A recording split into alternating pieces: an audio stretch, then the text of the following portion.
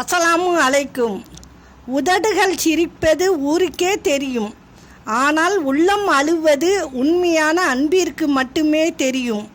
சில சூழ்நிலைகளை கடந்து செல்ல உடல் வலிமையை விட மன வலிமை அதிகம் தேவைப்படுகிறது.